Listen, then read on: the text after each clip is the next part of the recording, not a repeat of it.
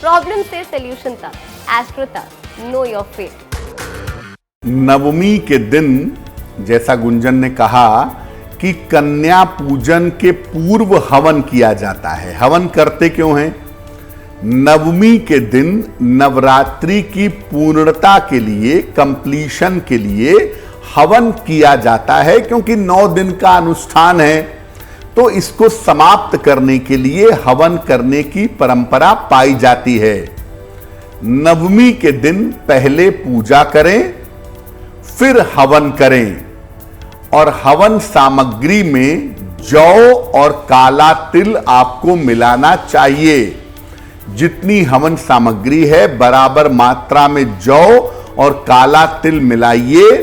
इसके बाद कन्या पूजन करिएगा। कन्या पूजन के बाद संपूर्ण भोजन का दान करिएगा। यानी पहले आप देवी की पूजा करेंगे, उसके बाद हवन करेंगे, कन्या पूजन करेंगे और भोजन का दान करेंगे।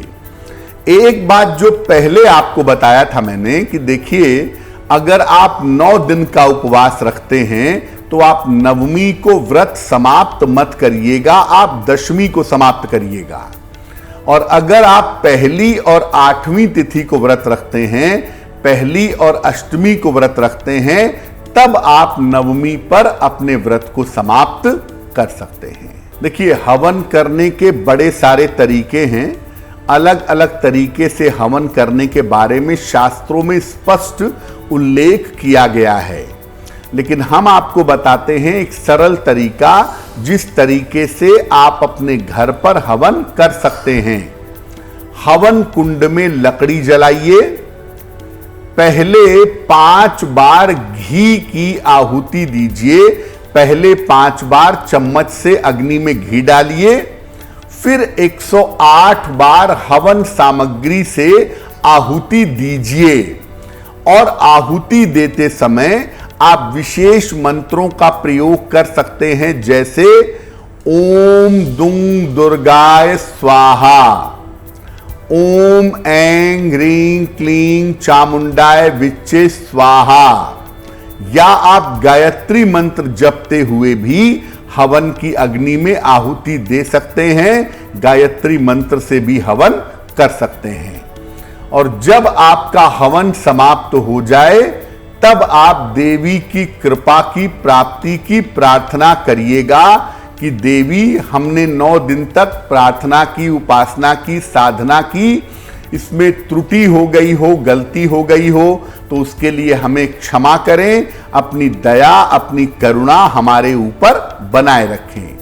तो ये प्रार्थना आप हवन के बाद करिएगा, देवी से क्षमा याचना करिएगा। निश्चित रूप से नवरात्रि का संपूर्ण और शुभ फल आपको प्राप्त होगा। इस ऐड को स्किप करना तो बहुत मुश्किल है, पर लाइफ की प्रॉब्लम्स का सॉल्यूशन ढूंढना आसान। प्रॉब्लम से सॉल्यूशन तक, एस्ट्रो तक, नो योर फेट।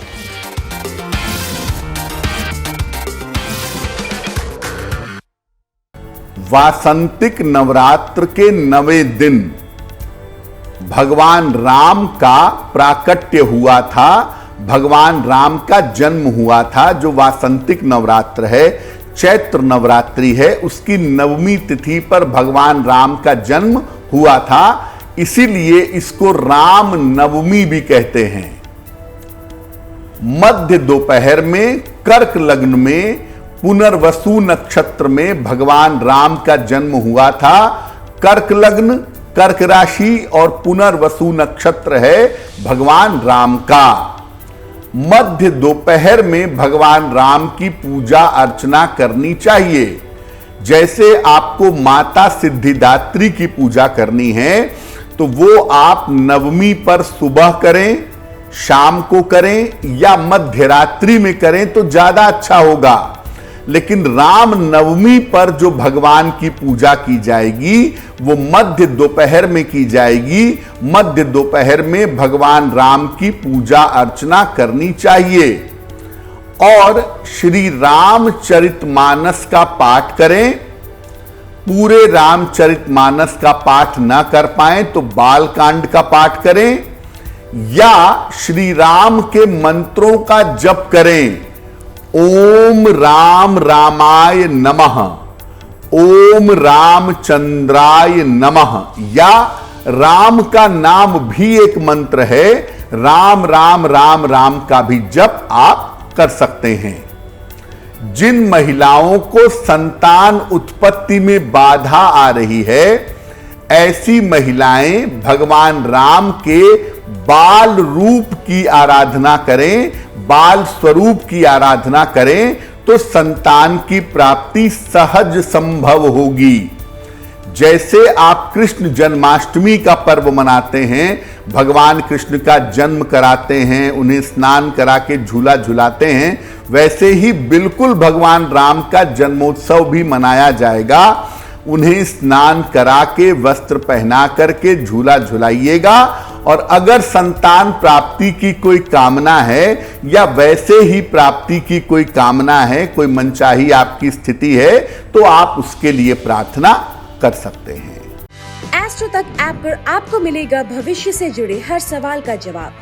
डाउनलोड कीजिए एस्ट्रो तक ऐप और चुटकी में जुड़िए इंडिया के बेस्ट एस्ट्रोलॉजर